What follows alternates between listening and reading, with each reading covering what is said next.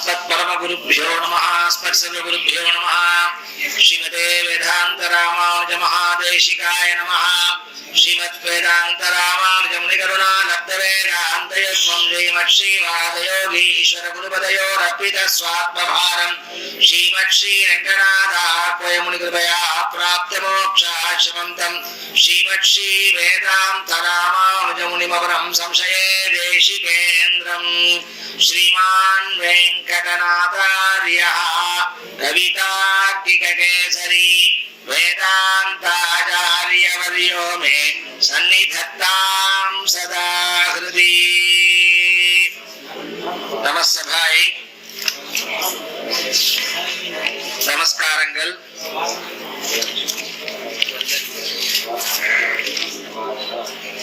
சத்யநாராயண பூஜையினுடைய இரண்டாவது பாகமாக கதாஸ்ரவணம்.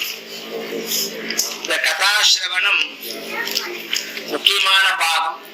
அதற்கு அடுத்தது பிரசாத விநியோகம் அப்படின்னு சொல்லக்கூடிய அதுவும் முக்கியமான ஒரு எம்பெருமானுக்கு நிவேதனம் பண்ணப்பட்ட அந்த பிரசாதத்தை விநியோகித்தல் அதுவும் முக்கியமான பாகமாக இருக்கு. அப்படி இந்த பூஜையினுடைய விசேஷம் இரண்டாவது கட்டமாக கதை. இந்த எம்பெருமானுடைய மகிமைகளை சொல்லக்கூடியதுதான் இந்த சத்யநாராயண கதை என்பதை புராணங்களிலே நாம் பார்க்கிறோம். அந்த வகையிலே இந்த கதைகளை சொல்லக்கூடிய புராணமானது ஸ்காந்த புராணம் என்று சொல்லக்கூடிய புராணம். அதிலே வரக்கூடிய ரேவா காண்டம் அப்படின்னு ஒரு யூனிட், ஒரு சாப்டர். அதுல இந்த கதைகளை விவரமாக பல ஸ்லோகங்கள் மூலமாக வியாச மகரிஷியானவர் சொல்லி இருக்கிறார். அதைத்தான் நாம் கதையாக பார்க்கிறோம். அப்படி 5 கதைகளை உடைய இந்த சத்யநாராயணனுடைய மகிமையை நாம் அனுபவிக்க போகிறோம். எம்பெருமான் பற்பல அவதாரங்களை பற்பல காரணங்களை உத்தேசித்து எடுக்கிறார். மீனோடு ஆமை கேள் குரல் அறியாய் அப்படி என்று ஆழ்வார்கள் சொல்லுகிறார்கள். அதுபோன்று பலவிதமான அவதாரங்களை எம்பெருமான் எடுக்கிறார். எதற்காக பலவிதமான அவதாரங்களை எம்பெருமான் எடுக்கிறான் என்றால் தன் அடியார்களை ரட்சணம் செய்வதற்காகவே அவதாரங்களை எடுக்கிறார். ஏன் ரட்சணம், எந்த விதத்திலே எம்பெருமான் ரட்சணம் செய்ய வேண்டும் என்றால் அதை மிக அழகாக சுவாமி தேசிகன் என்று சொல்லக்கூடிய ஒரு பெரிய கவியானவர் தன்னுடைய தயாசதகத்திலே அதை பற்றி சொல்லுகிறார். அவதார லீலைகளை பற்றி சொல்லுகிறார். அவதரண விசேஷைஹி ஆத்மலீலோபதேசைஹி அவமதிமனுகம்பே மந்தசித்தேஷு விந்தம் ரிஷபசிகரிநாதஹ தொன்னிதேஷேன நூனம் பஜதி சரணபாஜோ பாவினோ ஜன்மபேதான் என்று அவதரண விசேஷைஹி பலவிதமான அவதாரங்களை எம்பெருமான் எடுப்பதற்கு காரணம் என்னவென்று கேட்டால், நாம் இந்த மனித பிறவியை எடுப்பதற்கு காரணம் நம்முடைய கர்ம வினைகள் என்று சொல்லக்கூடிய பாபங்கள். அப்படிப்பட்ட பாபங்களை செய்வதனாலே எம்பெருமானுக்கு நம் மீது சீற்றம் உண்டாகிறது. சீற்றம் என்றால் கோபம். அந்த சீற்றத்தை நாம் எவ்வாறு செய்ய போக்க முடியும் என்று எம்பெருமான் நினைத்து தன்னுடைய கருணையினாலேயும் கிரண்யன், சிசுபாலன், கம்சன் போன்ற கொடியவர்களையும் அவர்களுடைய பாவங்களை மன்னித்து காப்பாற்றுவதற்காகவும் நம் போன்ற மனிதர்களுடைய பாவங்களை போக்கி காப்பாற்றுவதற்காகவும் தன்னுடைய லீலைகள் சொல்லக்கூடிய அவதாரங்களை எடுக்கிறார். நாம் பாவம் செய்தால் நமக்கு அந்த பாவத்திற்குண்டான தண்டனை, அந்த தண்டனை என்னவென்று கேட்டால் அதிகமாக நாம் பொய் சொன்னால் நாம் மீனாக பிறக்க வேண்டும் என்று சாபம். அப்படிப்பட்ட பொய் சொல்வது என்பது ஒரு பாப கர்மா. அந்த பாபத்தினால் நம்முடைய பிறப்பானது மனித பிறவியானது மாறி ஜந்துக்களிலே மத்ஸ்யமாக பிறக்க வேண்டும் என்று எம்பெருமானுடைய ஒரு ரூல்ஸ் புக். அப்படி எம்பெருமான் அந்த தண்டனைக்கு மீனாக பிறக்க வேண்டும் என்று சொன்னவுடனே அந்த தண்டனையை கேட்பதற்கு பொறுக்க முடியாமல் எம்பெருமானுடைய விராட்டி, அதாவது மனைவி, அந்த எம்பெருமானிடம் சொல்லி, இந்த மனிதனானவன் பாபம் செய்தவனை அந்த தண்டனையில் இருந்து காப்பாற்ற வேண்டும், அதற்காக தாங்களே அந்த தண்டனையை ஏற்றுக்கொள்ள வேண்டும் என்று விராட்டியான அந்த எம்பெருமானுடைய மனைவியானவள் சொல்ல, அதற்காக எம்பெருமானை பற்பல அவதாரங்களை எடுத்து நமக்கு கருணை செய்ய வேண்டும் என்பதனால் நம் பாவங்களை எம்பெருமான் போக்குகிறார். அதுதான் எம்பெருமான் தன் லீலையிலே அவதாரம் எடுக்கக்கூடிய காரணம். அப்படி ஒரு அவதாரம் தான் சத்யநாராயண அவதாரம் என்று கலியுகத்திலே மிகவும் பிரசித்தியான அவதாரம். ஏனென்றால் கலியுகத்திலே நாம் செய்யக்கூடிய சிறிய ஒரு தர்மம், சிறிய ஒரு நல்ல காரியம் கூட நல்ல பலன்களை நமக்கு அளிக்கிறது என்று நாம் பார்க்கிறோம். அப்படி இந்த கலியுகத்திலே யாக யஜ்ஞங்கள் எல்லாம் நாம் செய்வது மிகவும் கடினம் என்பதனால் நாம சங்கீர்த்தனம், கோவிலுக்கு செல்லுதல், எம்பெருமானுடைய பெயரை சொல்லுதல், இது போன்ற காரியங்களினாலேயே நமக்கு அனைத்து விதமான பலன்களையும் கிடைக்கும்படி எம்பெருமான் செய்திருக்கிறார். அப்படி அந்த பலனை நமக்கு உடனே அளிக்கக்கூடிய எம்பெருமான் மகாவிஷ்ணு என்று சொல்லக்கூடிய அந்த எம்பெருமான் கலியுகத்தில் கண்கண்ட தெய்வமாக சத்யநாராயணனாக அவதாரம் செய்கிறார். அதற்கு சாட்சியாக நாம் பார்க்கிறோம், நம்முடைய மாம்பழத்திலேயே சத்யநாராயணன் கோவில் என்று மிகவும் பிரசித்தமான அந்த மகாவிஷ்ணுவினுடைய ஆலயம் பக்கத்திலே இருக்கிறது. அங்கேயும் ஒவ்வொரு பௌர்ணமி என்றும் சத்யநாராயண பூஜை நடைபெறுகிறது. பலவிதமான மனோரதங்களை அந்த எம்பெருமான் இங்கு இருக்கக்கூடிய ஆஸ்திகர்களுக்கு நிறைவேற்றி வைக்கிறான் என்பதிலும் எந்தவித ஐயமும் இல்லை என்றே நாம் சொல்லலாம். அப்படிப்பட்ட அவதார விசேஷம்தான் சத்யநாராயணன் என்று அந்த எம்பெருமானுடைய பெயர். ரமாதேவி சகித சத்யநாராயணன் என்று சொல்லுவார்கள். அந்த ரமாதேவி சகித சத்யநாராயண சுவாமியினுடைய தியான ஸ்லோகம் தான் சத்யநாராயணம் தேவம் வந்தேகம் காமதம் பிரபும் லீலையா விததம் விஷ்ணும் சர்வலோக மகேஸ்வரம் என்ற அந்த எம்பெருமானுடைய தியான ஸ்லோகம். இதைத்தான் சத்யநாராயணனுடைய கோவிலிலேயும் சொல்லுகிறார்கள். அப்படிப்பட்ட விசேஷமான அவதாரம் தான் சத்யநாராயண அவதாரம். ஏன் சத்தியம் என்று சொல்ல வேண்டும் என்றால், எம்பெருமான் நமக்கு பல அவதாரங்களை எடுத்து நமக்கு உபதேசங்களை நடத்தி காட்டுகிறான். தர்மம் சர என்று சொன்னால் சத்தியம் வத, தர்மம் சர என்று சொன்னால் தர்மத்தை நாம் செய்து காட்ட வேண்டும். அந்த தர்மம் சர என்று சொல்வதனாலேயே தர்மம் செய்ததாக கருதப்படாது.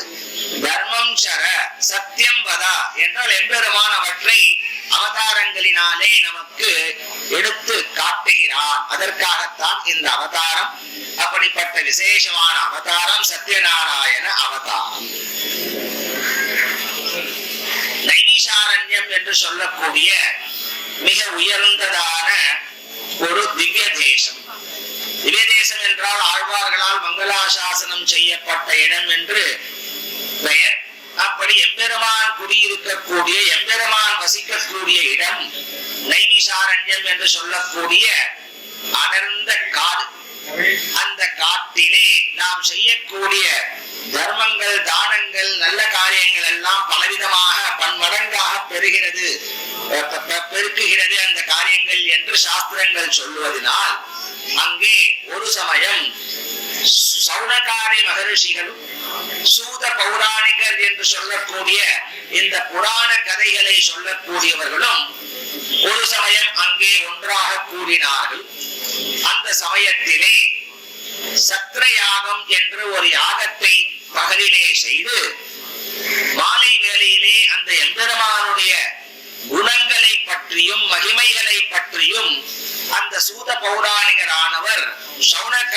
மகரிஷிகளுக்கு சொல்லுவதை வழக்கமாக வைத்துக் கொண்டு மாலை பொழுதிலே எம்பெருமானுடைய கல்யாண குணங்களை பற்றி வர்ணிக்கின்றனர்.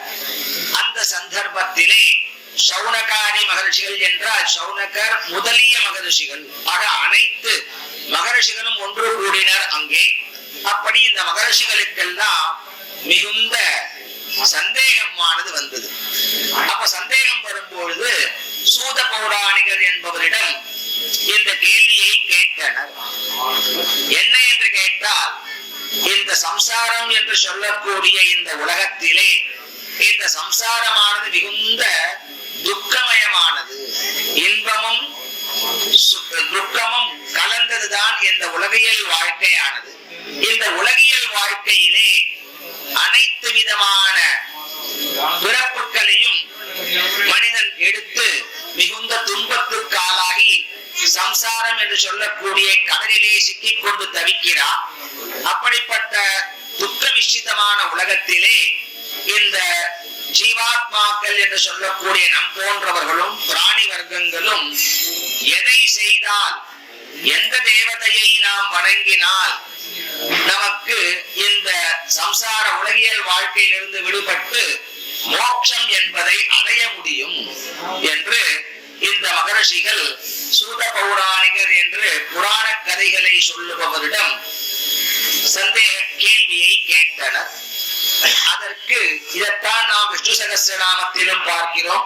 கிஞ்சபன் முச்சதே ஜந்துஹு ஜன்ம சம்சார பந்தனா அப்படின்னு கேள்வி எங்க யுதிஷ்டிரௌவாசா அப்படின்னு அந்த ஒவ்வொரு கேள்வியா வரும்பொழுது கிஞ்சபன் முச்சதே ஜந்துஹு ஜன்ம சம்சார பந்தனா அப்படின்னு கேட்கும் பொழுது எம்பெருமானுடைய திருநாமத்தை சொன்னால் இந்த சம்சார பிடியிலிருந்து உலகியல் வாழ்க்கையிலிருந்து நாம் விடுபடலாம் என்று சொல்லுவது போல இந்த சௌனகாரி மகரிஷிகள் எல்லாம் சூத பௌராணிகரை கேட்டனர். அதற்கு சூத பௌராணிகர் சொன்னார், ஒரு சமயம் நாரத மகரிஷின்னு சொல்லக்கூடிய மகரிஷிகளிலே மிகவும் சிறந்தவரானவர் நாரத மகரிஷி. கண்ணன் கீதையிலே சொல்லும் பொழுது மிக உத்தமமான பொருட்களை எல்லாம் சொல்லுகிறான். மாசானாம் மார்கசீர் சோகம் ரிஷீனாம் நாரதோகம், ரிஷிகளுக்குள்ள உயர்ந்த ரிஷியான நாரதராக இருக்கிறேன். ஆகையினால உயர்ந்த மகரிஷியான நாரத மகரிஷியானவர் சொன்னார். என்ன சொன்னார்னு கேட்டா, அவர் வைகுண்டத்துக்கு சென்று வைகுண்டத்திலே எம்பெருமானிடம் இந்த கேள்வியை கேட்டார். அதற்கு எம்பெருமானும் பிராட்டியும் சொன்ன பதில் என்னவென்றால், யார் ஒருவர் பௌர்ணமி தினத்தன்று இந்த சத்யநாராயணன் பூஜை என்று சொல்லக்கூடிய பூஜையை அதற்கு தகுந்த விதிமுறைகளுடனும் ஆச்சார அனுஷ்டானத்துடனும் வேதங்களை வாசித்து மற்றுமுள்ள நைவேத்தியமான பதார்த்தங்களை எம்பெருமானுக்கு நிவேதனம் செய்து அதை மற்ற பாகவதருடன் கூடி அந்த பிரசாதத்தை விநியோகம் செய்து மாலை வேளையிலே யார் ஒருவர் இந்த பூஜையை செய்கிறாரோ அவர் இந்த உலகியல் வாழ்க்கை என்று சொல்லக்கூடிய சம்சார பிடியிலிருந்து விடுபட்டு மோட்சத்தை அடைவார். அந்த பூஜை தான் சத்யநாராயண பூஜை. அடுத்த கேள்வி என்ன கேட்டா, ஏன் இந்த உலகத்திலே ஒரு பிறப்பில் உண்டான மனிதனோ இல்ல மற்ற இருக்கக்கூடிய மிருகங்களோ துன்பத்தை அனுபவிக்கிறார்கள் என்றால் அதற்கும் காரணம் கூறினான் எம்பெருமான். நன்றும் தீதும் பிறர் தாரவாரா, ஒரு நல்லதோ இல்ல கெட்டதோ நாம் நினைத்துக் கொண்டிருக்கிறோம், நமக்கு இவன் வேண்டாதவன், இவனால் தான் நமக்கு கெடுதல் ஏற்படுகிறது, இவன் நம்மை சேர்ந்தவன் என்பதால் நமக்கு இவன் நன்மை செய்கிறான் என்று. அதுவல்ல காரணம், நம்முடைய கர்ம வினைகளினால் தான் நமக்கு நல்லதோ கெட்டதோ கிடைக்கிறது. அந்த கர்ம வினையை நாம் எவ்வாறு அறிந்து கொள்ள முடியும் என்றால் நமக்கு அது ஒன்றும் புரியாது. இதெல்லாம் பல பிறவிகள் எடுத்து பல ஜென்மாக்களிலே பல நல்ல செயல்களை செய்தோ இல்ல தீய செயல்களை செய்தோ அதற்குண்டான பலனாகத்தான் நாம் இப்பொழுது பிறந்திருக்கக்கூடிய பிறவி. அந்த பிறவியிலே மனித பிறவி என்பது மிகவும் உயர்ந்ததான ஒன்று. அரிது அரிது மானிடரார் பிறத்தல் அரிது என்று அவை சொல்லி இருக்கிறார். அப்படி மனித பிறவி என்பது மிகவும் உயர்ந்ததான பிறவி. நாம் 84 லட்சம் இங்க ஜந்துக்கள் இருக்கின்றன. அதுல வசத்தியா இருக்கக்கூடியவன் யார் அப்படின்னா மனிதன் தான். ஏன் அப்படின்னு சொன்னா நமக்குதான் உணரக்கூடிய சக்தி இருக்கு, கேட்கக்கூடிய சக்தி இருக்கு, பேசக்கூடிய சக்தி இருக்கு. நம்மை மற்ற பிராணிகளுடன் நாம் ஒப்பிட்டு பார்த்தால் நாம் தான் அவைகளுக்கெல்லாம் அரசனாக இருக்கிறோம். ஆகையினாலே சிறந்த பிறவி என்று சொன்னால் மனித பிறவி. அந்த மனித பிறவியும் நம்முடைய நற்செயலால் தான் நமக்கு கிடைக்கிறது. அப்படி கர்மா, நாம் செய்யக்கூடிய நல்ல செயலோ தீய செயலோ அதற்குண்டான பலனை எம்பெருமான் பிறப்பின் மூலமாக கொடுக்கிறார். அதைத்தான் அழகாக ஒரு கவிஞன் சொன்னார், அவசியம் அனுபோக்தவ்யம் கிருதம் கர்ம சுபாசுபம். ஆகையினாலே நாம் என்ன செய்கிறோமோ அதைத்தான் நாம் அடைகிறோம். நாம் நல்லதை செய்தால் நமக்கு நன்மையே வருகிறது, நாம் தீயவற்றை செய்தால் அந்த தீமையே நமக்கும் வருகிறது. ஆகையினாலே நாம் நல்லதை நினைக்க வேண்டும், நல்லதை பேச வேண்டும், நல்லதை நாம் செய்ய வேண்டும். திரிகரண சுத்தி என்று பெயர். மனசு, வாக்கு, செயல் மூன்றும் ஒன்றாக இருக்க வேண்டும். மனதில் எதை நினைக்கிறோமோ அதைத்தான் நாம் சொல்ல வேண்டும், நாம் எதை சொல்லுகிறோமோ அதைத்தான் செயலில் நாம் செயல்படுத்த வேண்டும். ஆகையினாலே மனத்தினால் பாடி வாயினால் பாடி மனத்தினால் சிந்தித்து சொல்லுவது போல இந்த திரிகரண சுத்தி இருந்ததுன்னு சொன்னால் நாம் தீய செயல்களை செய்வதற்கு சற்றே அஞ்சுவோம். அப்படி இல்லாமல் மனத்திலே ஒன்னை நினைத்து வாக்கிலே ஒன்னை சொல்லி செயலே ஒன்னை செய்தால் அதற்கு பாவமானது ஏற்படும். அப்படி பல தீமைகளையும் நன்மைகளையும் செய்து இந்த பிறவியை நாம் அடைந்திருக்கிறோம். அப்படிப்பட்ட இந்த பிறவியிலிருந்து உலகியல் வாழ்க்கையிலிருந்து நாம் விடுபட்டு எம்பெருமான் திருவடியை அடைவது எப்படி முடியும் என்றால் இது போன்ற பூஜைகளினாலேயும் விரதங்களினாலேயும் தான் நாம் அடைய முடியும் என்பதை நாரதருக்கு எம்பெருமான் மகாவிஷ்ணு உபதேசம் செய்ததை நாரதரானவர் ஒரு சமயம் இந்த சூத பௌராணிகரிடம் சொன்னார். அதைத்தான் சூத பௌராணிகரானவர் சௌனகாதி மகிழ்ச்சிகளுக்கும் மிகுந்த விளக்கத்தோடு தெரியப்படுத்தினார் என்பதுதான் முதல் அத்தியாயத்தினுடைய சாரம்.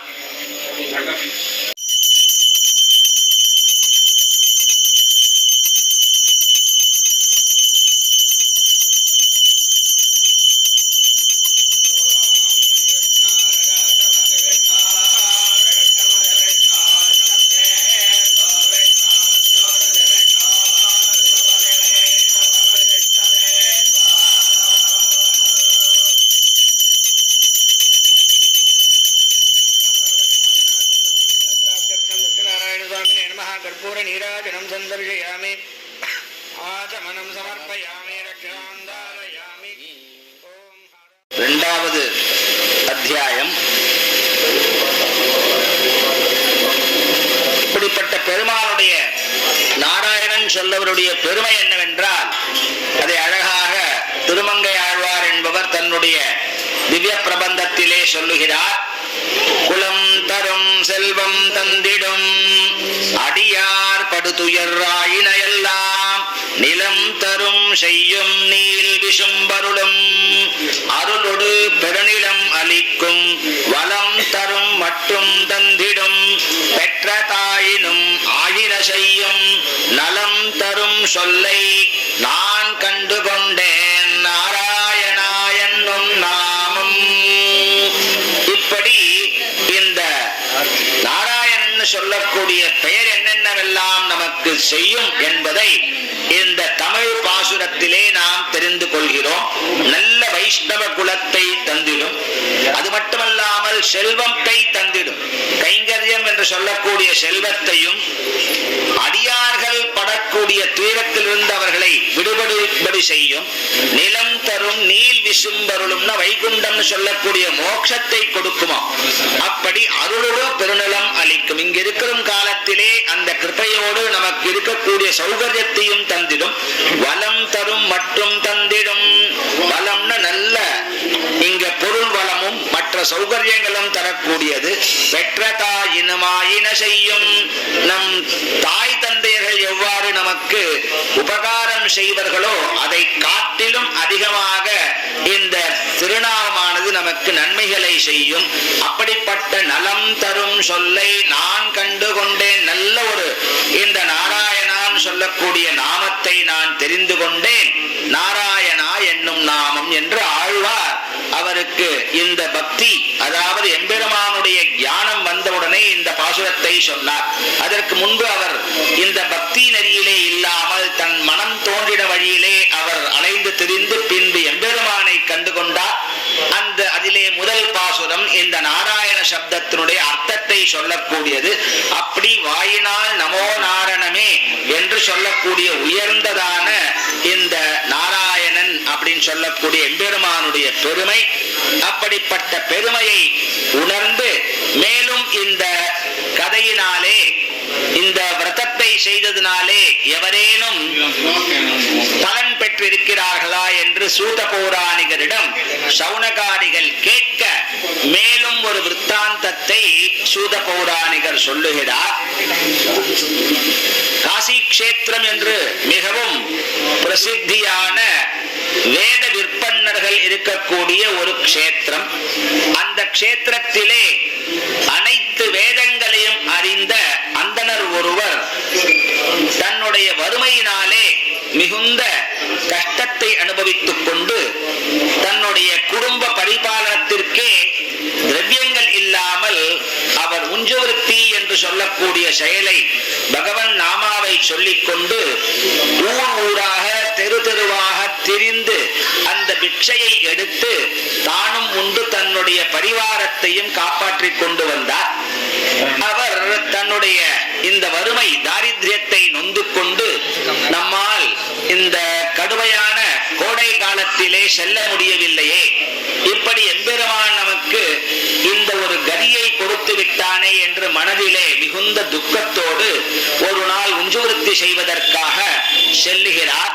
சென்ற இடத்திலே அவருக்கு அவர் எதிர்பார்த்தபடி உஞ்சுவிருத்தி அமையவில்லை.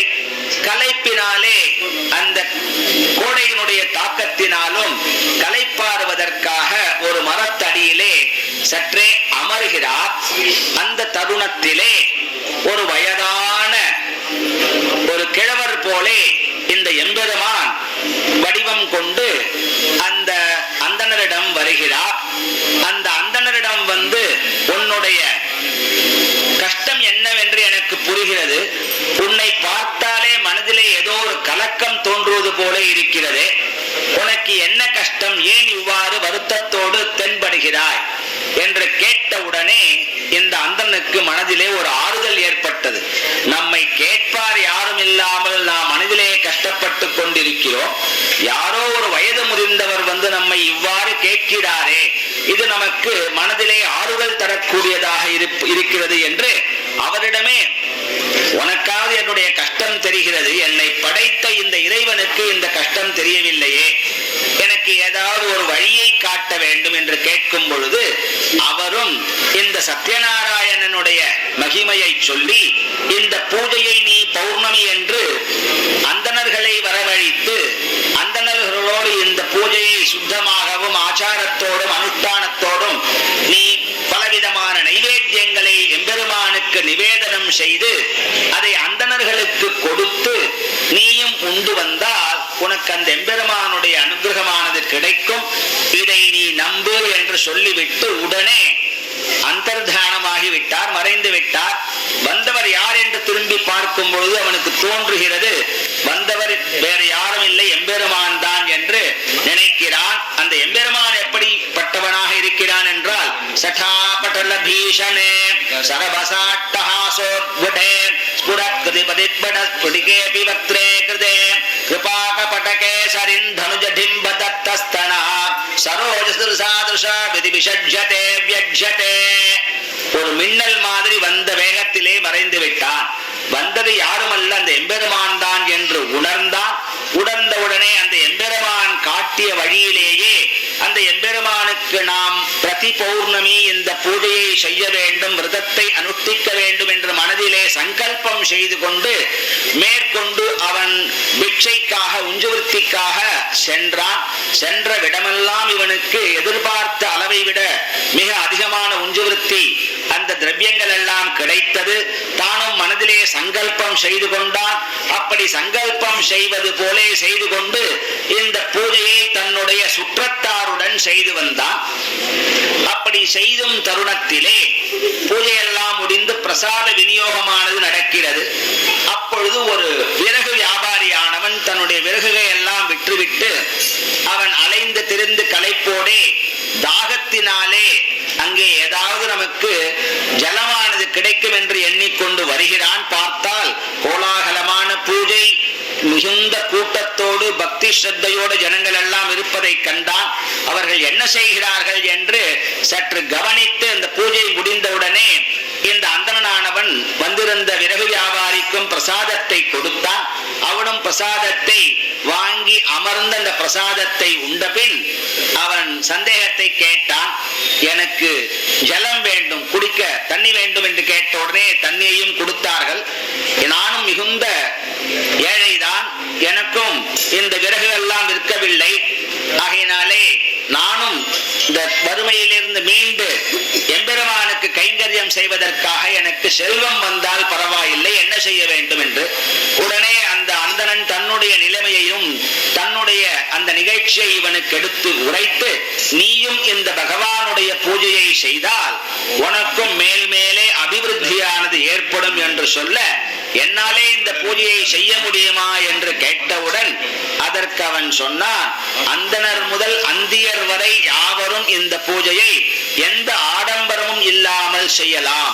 ஆகையினாலே நீ செய்வதற்கு தகுந்தவன் தான், உனக்கும் அந்த அதிகாரமானது இருக்கிறது என்று சொன்னவுடனே அவனும் மிகுந்த சந்தோஷத்துடன் இந்த பூஜையை நாம் செய்ய வேண்டும் என்று சங்கல்பம் செய்து கொண்டு போனான். மறுநாள் தன்னுடைய வியாபாரத்தை செய்தான். அவனிடம் உள்ள அனைத்து விதமான விறகுகளும் நல்ல முறையிலே விற்கப்பட்டு நல்ல செல்வத்தை ஈட்டினான். செல்வம் வந்தவுடனே பிரதி பௌர்ணமி இந்த பூஜையை செய்து கடைசியிலே அவனும் எம்பெருமானுடைய திருவடியை அடைந்து மோட்சத்தை அடைந்தான் என்று 2வது அத்தியாயத்தினுடைய சாரம். கண்டா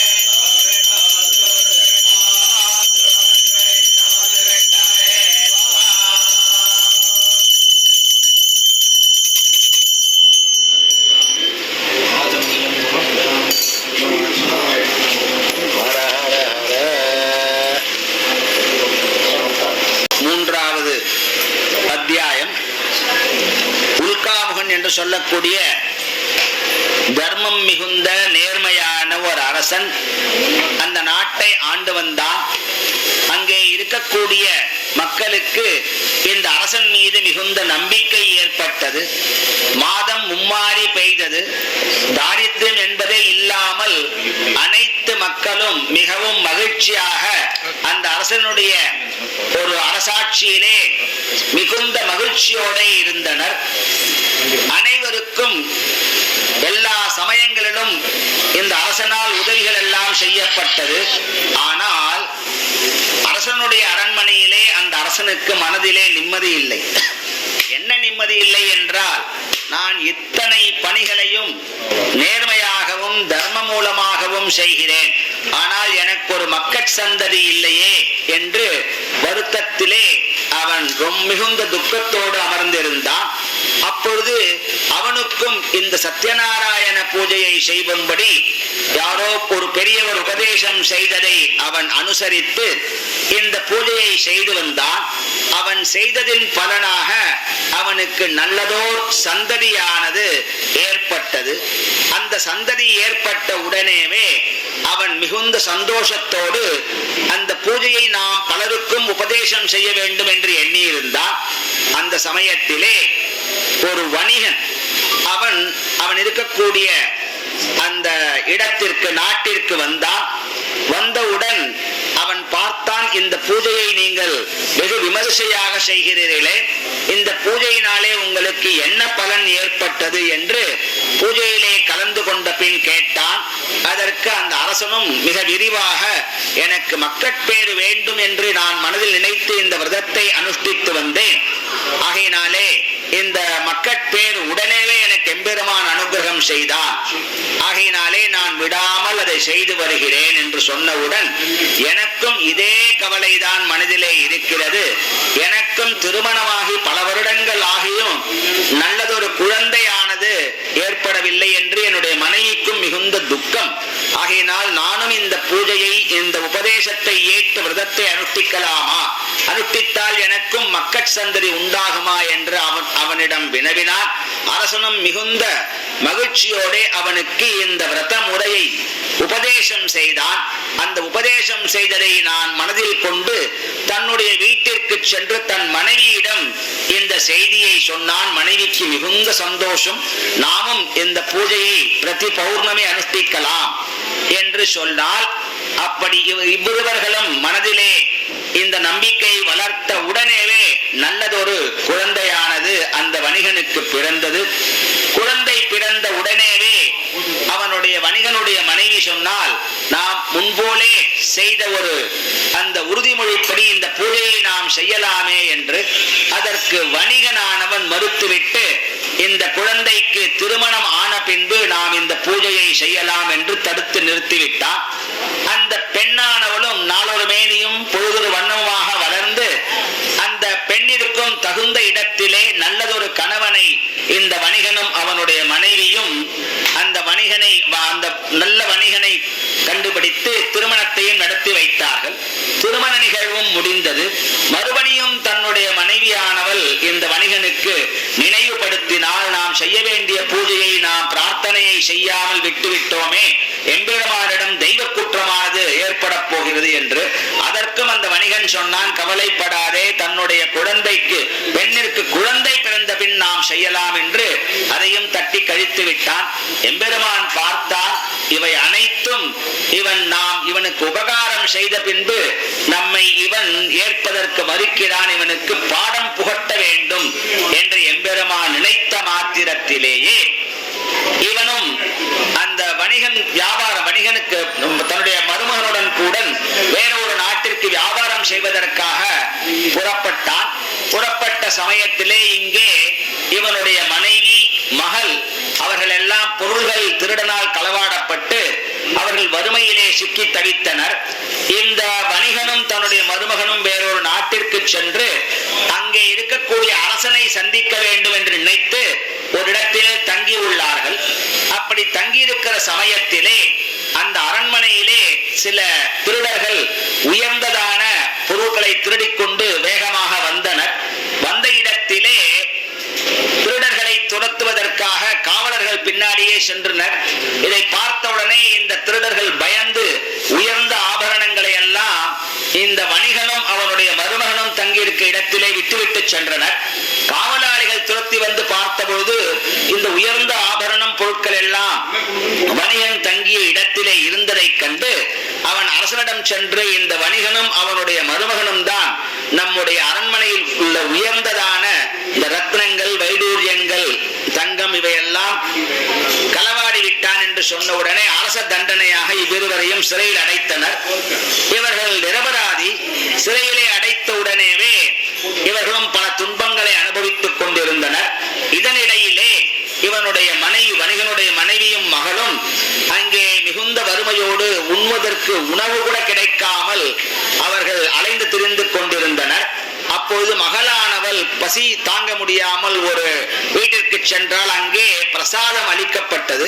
அந்த பிரசாதத்தை வாங்கி சாப்பிட்ட உடனே தாயானவள் தன் மகள் வரவில்லையே என்று ஒரு பரிதாபத்துடன் எங்கே சென்றாய், என்ன ஆயிற்று என்று கேட்கும் பொழுது சத்யநாராயண பூஜை நடந்தது, அங்கே பிரசாதத்தை கொடுத்தார்கள், அதை வாங்கி கொண்டு வந்தேன், அதனால்தான் காலதாமதமானது ஏற்பட்டது என்று சொல்ல, அப்போது நினைத்தார்கள், நாம் சத்யநாராயண பூஜையை மறந்ததனால் நமக்கு இந்த நிகழ்வானது ஏற்பட்டது, நாமும் சத்யநாராயண பூஜையை செய்வோம் என்று மனதினாலே சங்கல்பம் செய்த உடனேவே அங்கே அரசனுடைய கனவிலே எம்பெருமான் தோன்றி இந்த இருவரும் வணிகனும் அவனுடைய மருமகனும் நிரபராதிகள், அவர்களை உடனே விடுதலை செய், உன்னுடைய உயர்ந்த ஆபரணங்களை இவர்கள் திருடவில்லை என்று சொன்னவுடனே அந்த எம்பெருமானிடம் மன்னிப்பு கோரி, வந்தவரிடமும் மன்னிப்பு கோரி உடனே இவர்களை விடுதலை செய்து இவர்களை பகுமானத்துடன் உயர்ந்த ரத்தினங்களும் வைடூரியங்களும் கொடுத்து மரியாதையுடன் வழி அனுப்பி வைத்தான். அவர்களும் தன்னுடைய வீட்டிற்கு வந்து சேர வேண்டும் என்று ஒரு ஓடத்திற்காக அங்கே காத்திருக்கின்றனர். இது 3வது அத்தியாயம் நிறைவு பெறுகிறது. காய்ந்த இலைகளும் கனிகளும் இருக்கின்றன என்று சொன்ன உடனேவே அப்படியா, ததாஸ்து, ஆகட்டும் என்று வந்திருந்த அந்த பிரம்மச்சாரி சிறுவன் சொன்னார். சொல்லிவிட்டு அங்கிருந்து ஓடத்திலே பார்க்கும் பொழுது உண்மையாகவே அந்த உயர்ந்த ஆபரணங்கள் எல்லாம் காணாமல் போய் வெறும் இலைகளும் தழைகளும் காய்களும் கனிகளும் இருந்ததை பார்த்து மிகுந்த அதிர்ச்சியோடு ஏன் இப்படி ஆயிற்று என்று வணிகன் தன்னுடைய மருமகனை வினவ, மருமகன் சொன்னான், இதெல்லாம் வந்திருந்த அந்த பிரம்மச்சாரி தான் செய்திருப்பான் என்று சொன்ன உடனேயே இவனுக்கு மனதிலே தோன்றியது, நாம் அந்த பிரார்த்தனை நிறைவேற்றாததால் தான் இது நடந்திருக்கிறது என்று இருவருமாக சென்று அந்த பிரம்மச்சாரியை கண்டுபிடித்து க்ஷமாபராதனம் செய்தார்கள், மன்னிப்பு கோரினார்கள். எம்பெருமான் மிகுந்த கருணை மிக்கவன் ஆகையினாலே அவரிடம் இவர்கள் திருவடிகளிலே பணிந்து வணங்கிய உடனேவே இவர்களை மன்னித்து பொருட்கள் மீண்டும் கிடைக்கட்டும் என்று சொல்லிவிட்டான். உடனே ஓடத்தில் வந்து பார்த்தால் இவர்களுக்கு அந்த அரசனால் கௌரவிக்கப்பட்ட உயர்ந்த ரத்னங்களும் வைடூரியங்களும் இருப்பதை கண்டு மிகுந்த சந்தோஷத்தோடு அங்கிருந்து புறப்பட்டு தன்னுடைய இடத்திற்கு சென்றனர். சென்றவுடனே ஒரு தூதுவனை அழைத்து தன்னுடைய வீட்டிற்கு சென்று நாம் வந்திருப்பதை அறிவிக்குமாறு சொன்னார்கள். அவனும் போய் சொன்னான். அப்பொழுது வணிகனுடைய மனைவி, வணிகனுடைய மகள் இருவரும் பூஜையை செய்துவிட்டு, சத்யநாராயண பூஜையை செய்துவிட்டு, மனைவியானவள் பிரசாதத்தை அருந்திவிட்டு தன்னுடைய கணவனை பார்ப்பதற்காக புறப்படுகிறார். மகளோ நீண்ட நாள் கழித்து தன்னுடைய கணவன் வருவதை மிகுந்த ஆவலுடன் எதிர்பார்த்தவனாய் பூஜை முடிந்த பிரசாதத்தை தான் ஏற்றுக்கொள்ளாமல் அவசரமாக வந்தார்.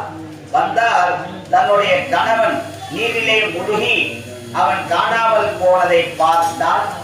உடனே நானும் இங்கே உயிரை மாய்த்துக் கொள்கிறேன், கணவன் இல்லாமல் நான் இருக்க முடியாது என்று அவளும் முடிவு செய்த உடனேவே ஆகாசத்திலிருந்து அசரீரி வாக்கு ஒன்று வந்தது.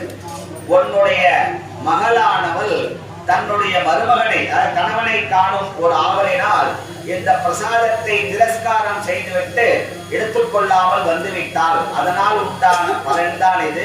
அவள் மீண்டும் வீடு சென்று பிரசாதத்தை அறிந்துவிட்டு வந்தால் அவளுடைய கணவனானவன் உயிர் பெற்று எழுந்திருப்பான் என்று சொன்னதை கேட்ட உடனேவே வணிகனுடைய மகள் விரைவாக சென்று பிரசாதத்தை தான் உண்டுவிட்டு இங்கே வந்தால் எம்பெருமானுடைய ஒரு அவதார லீலைகள். உடனே தன்னுடைய கணவனை கண்டால் எல்லோருமாக வீட்டுக்கு சென்று ஒவ்வொரு பௌர்ணமி அன்றும் இந்த சத்யநாராயண பூஜையை செய்து நல்ல பலன்களை பெற்று இறுதியிலே எம்பெருமான் திருவடி, மோட்சத்தின் திருவடியை அடைந்தார் என்பது 4வது கதையினுடைய சார்.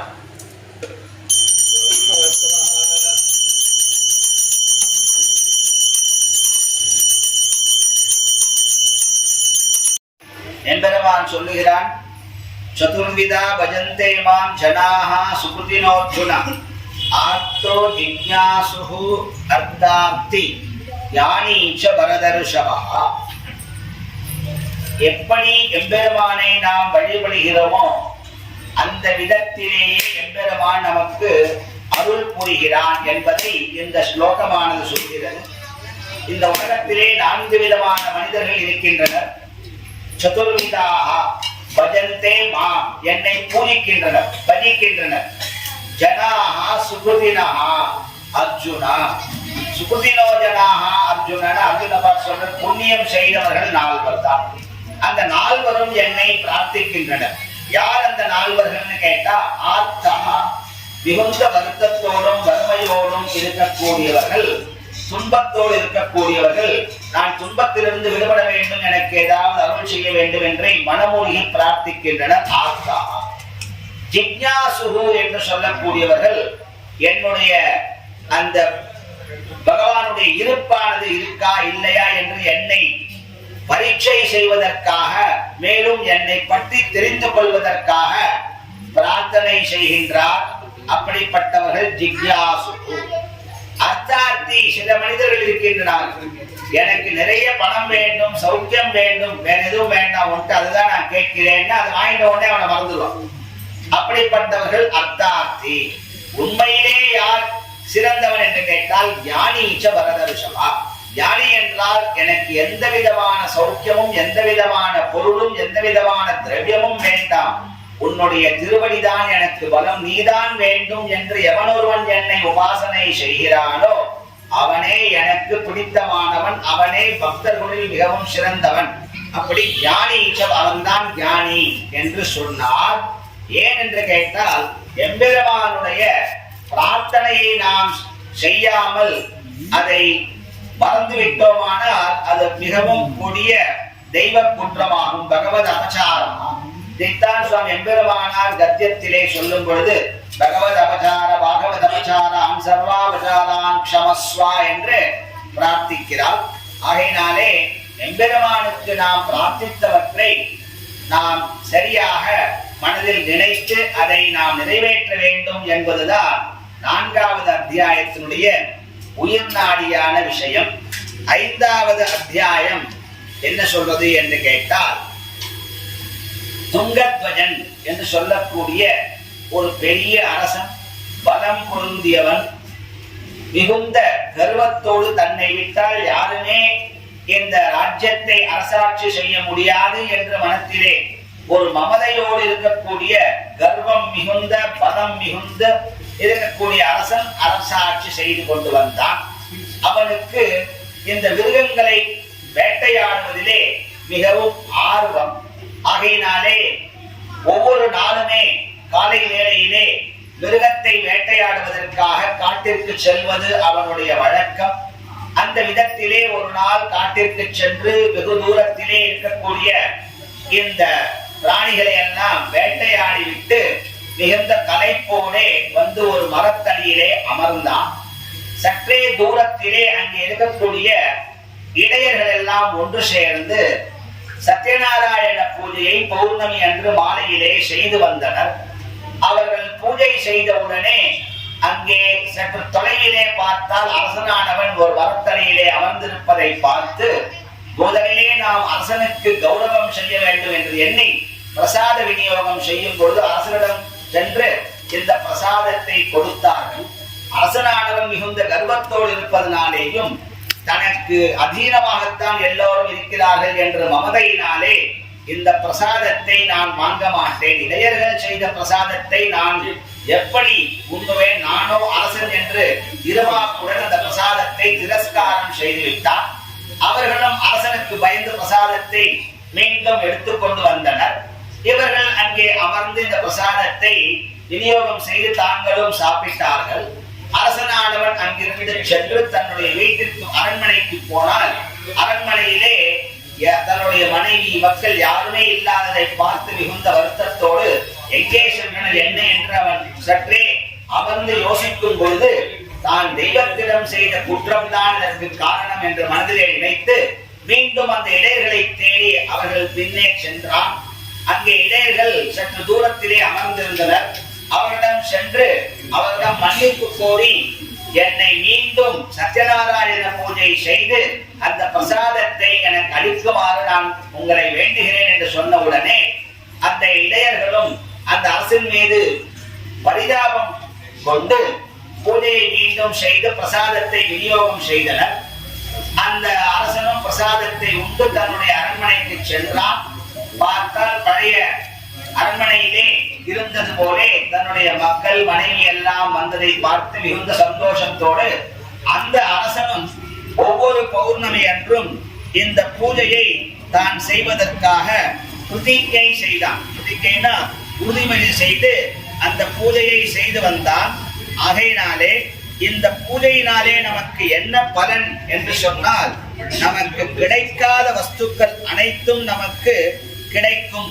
அதை பார்த்தோமானால் என்ன இந்த ஐந்தாவது கதையினுடைய சாரம் என்று கேட்டால், அகங்காரம் மமகாரமானது கூடாது.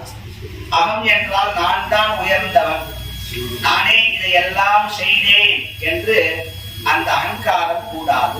மமகாரம் என்று சொன்னால் எல்லாம் என்னுடைய பொருள் என்ற எண்ணம், இது என்னுடையது அது என்னுடையது என்பதை நாம் நினைக்க கூடாது. இப்படித்தான் எம்பெருமான் மகாபாரத யுத்தத்திலே எம்பெருமானுக்கு சாரதியாக, எம்பெருமான் கண்ணெம்பெருமான் அர்ஜுனனுக்கு சாரதியாக தேர் ஓட்டும் பணியை ஏற்றுக்கொண்டு தன்னுடைய பக்தன் தன் துன்பத்திலிருந்து விலக வேண்டும் என்று அவனுக்கு உதவி செய்வதற்காக இவன் சாரதியாக இருந்து அந்த அர்ஜுனனுக்கு சாரத்தியம் செய்து வந்தான். ஒரு டிரைவர் என்ன பண்ணமோ அந்த காரியத்தை செய்து வந்தான். முதலிலே அந்த தேரை திறப்பது, அர்ஜுனன் ஏறி அமர்ந்தவுடன் தான் இந்த எம்பெருமானவன் தேரிலே அமருவான். அப்படி அமர்ந்து கொண்டு வந்து 18 நாள் யுத்தம் முடிந்தவுடனே அந்த யுத்தத்தின் முடிவிலே எம்பெருமான் சொல்லுகிறான், அர்ஜுனனை நீ கீழே இறங்கு, அதற்கப்புறம் நான் இறங்குகிறேன் என்று சொன்ன உடனே அர்ஜுனனுக்கு மனதிலே மிகுந்த கர்வம் உண்டாயிற்று.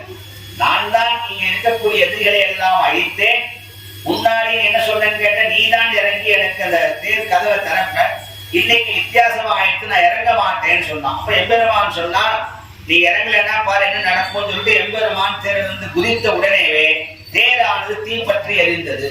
அப்ப எம்பெருமான் சொன்னான், என்னுடைய சங்கல்பத்தினாலே இவ்வளவு நாளும் இவைகள் எல்லாம் நடந்தது.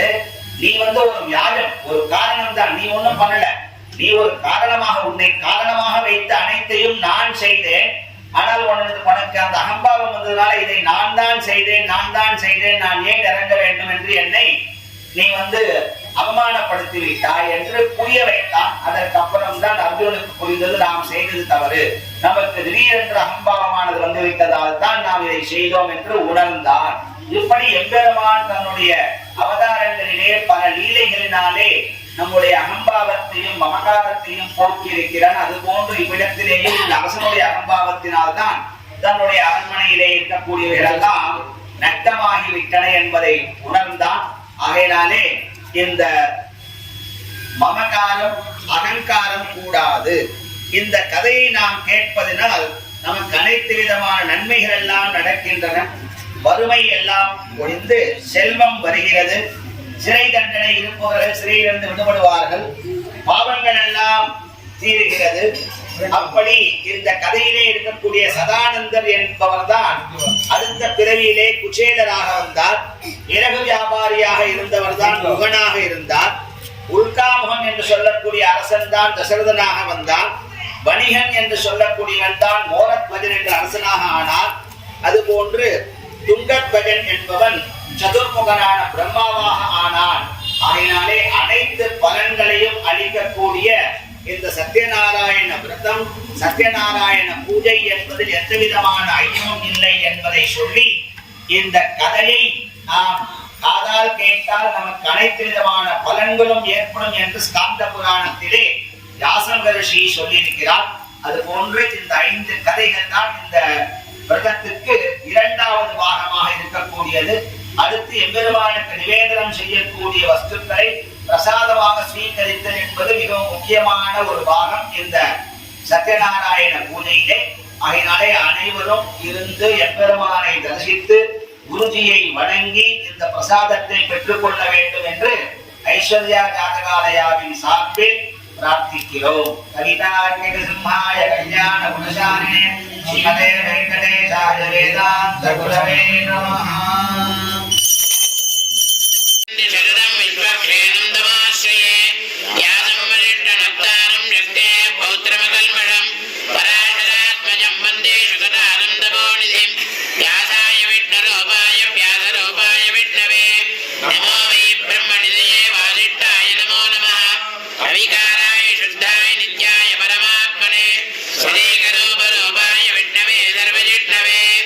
स्मरण मात्रेण जन्म संसार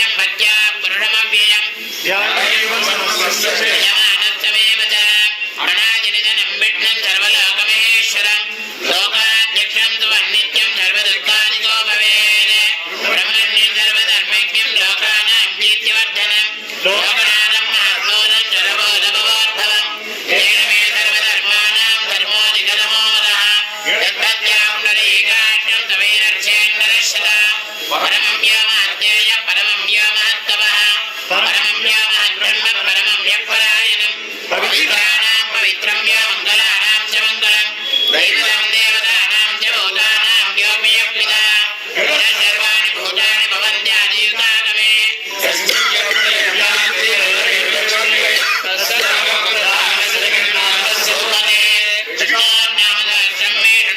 యాని నామాని గౌణాని విఖ్యాతాని మహాత్మనః ఋషిభిర్పరీతాని యాని వక్ష్యామి భూతయే ఋషిణామ్నాం సహస్రస్య వేదవ్యాసో మహామునిః ఛందో నిష్ఠప్తురా దేవో భగవాన్ దేవకీసుతః అమృతాం శుద్ధో బీజం సత్యం దేవకీనందనః సుషామాసేంద్రస్య శాంత్యర్థే వినియచ్యతే విష్ణుం జిష్ణుం మహావిష్ణుం ప్రభవిష్ణుం మహేశ్వరం అనేకరూపదైత్యాన్నం నమామి గురుడోత్తమం అస్య శ్రీ విష్ణోద్యమేదాక్షణామస్తోత్రమహామంత్రస్య శ్రీవేదవ్యాసో భగవాన్ ఛందః శ్రీ మహావిష్ణు పరమాత్మా శ్రీమన్నారాయణో దేవత అమృతాం శుద్ధో వాణిర్ది బీజం దేవకీనందన సృష్టేరి శక్తిః ఉద్భవాక్షోభణో దేవీతి పరమో మంత్రః శంఖవర్ణందకీ చక్రీతి కీలకం శాంతధన్వానుదాదరైత్యస్రం వృద్ధాంగవాణిరక్షోభైరి నేత్రం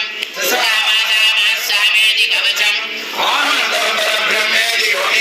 పృథుశ్రీరణకాలైని దిగ్బంధః శ్రీవిష్ణువైది ధ్యానం శ్రీ మహావిష్ణు ప్రీత్యర్థే సహస్రనామజపే వినియోగః ధ్యానం శ్రీరమధన్వ ప్రదేశేషు మణివరదశేఖరే మౌక్తికానాం మాయావృత్తాసనస్థస్ఫటికమణినివే మౌక్తికైర్మండితాంగః సుప్రేరం ప్రేరద ప్రేర పరివరజతే ముక్తవీయూషవరుణైః ఆనందేన పునీయాదరినిగరాసంగపాణిర్ముకుందః భూపాదో యుజ్జనాభిర్వీరజగనిలచంద్రసూర్యౌ జనేత్రే కర్ణావాదాదిరోద్యోర్ముఖమవిదహనాయ శివాశ్రేమబ్ధిః అంతచ్చం విశ్వం జగనరహతో బోహి గంధర్వదైత్యైః శీఘ్రం బ్రహ్మణేన త్రికోణవిషం విష్ణువీశం నమామి ఓం నమో భగవతే వాసుదేవాయ శాంతాకారం భుజగశయనం పద్మనాభం సురేశం విశ్వాధారం జ్ఞానదర్శనం మేఘవర్ణం శుభాంగం లక్ష్మీకాంతం కమలనయనం యోగిహృద్యానగమ్యం వందే విష్ణుం భవభయహరం సర్వలోకైకనాథం మేఘశ్యామం బీజభూషేయమానం శ్రీవత్సాంగం కౌస్తుభోద్భాసితాంగం శ్రీయోగేన పుండరీకాయదాక్షం విష్ణుం వందే సర్వలోకైకనాథం షడంగచక్రం చక్రీణకుండలం నవీరవస్త్రం ధరధీరనేక్షణం సారాక్షరసోభిగౌస్తుభన్నమామి విష్ణుం సర్వజాయాం పారిజాతస్యేవ సింహాసనోపరి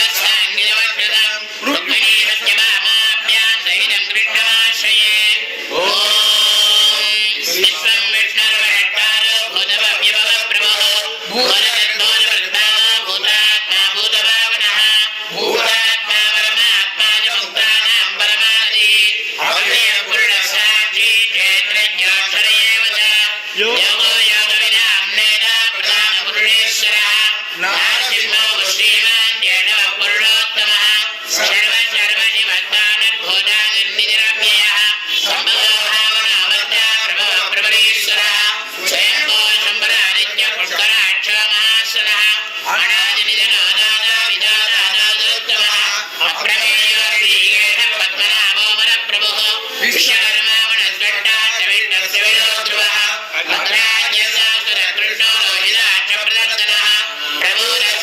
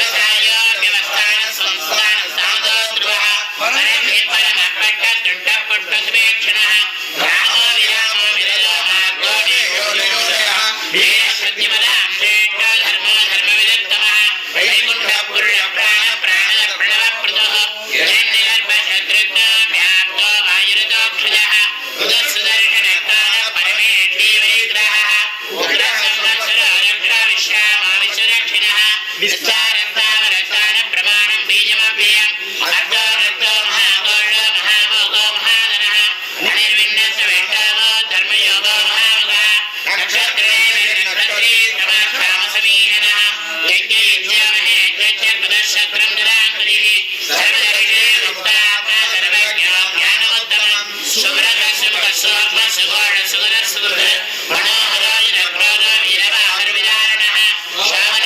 జ్యోషోభ్యాభినైకాత్మానైకకర్మగత వత్సర వత్సర వత్సరఘోషేశ్వరః ధర్మగద్ధర్మగద్ధర్మీ ధరక్షరమక్షర అవిజ్ఞానాదాక్షాంజ విదానాగనరక్షణः భగవద్దేవి చక్రస్య సింహో భూతమహేశ్వరः ఆదిదేవో మహాదేవో దేవేశో దేవృద్గురుః